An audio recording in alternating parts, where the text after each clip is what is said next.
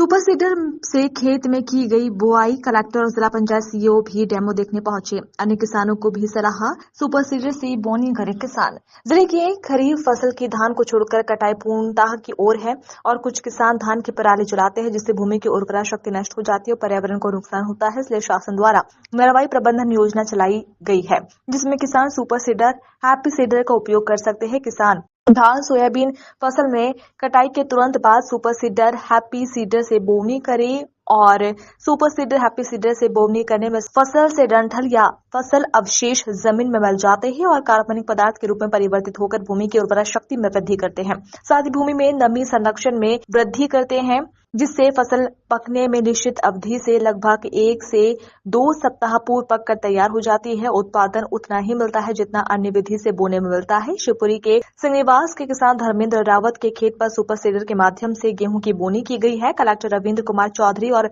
जिला पंचायत सीईओ हिमांशु जैन भी मौके पर डेमो देखने पहुंचे।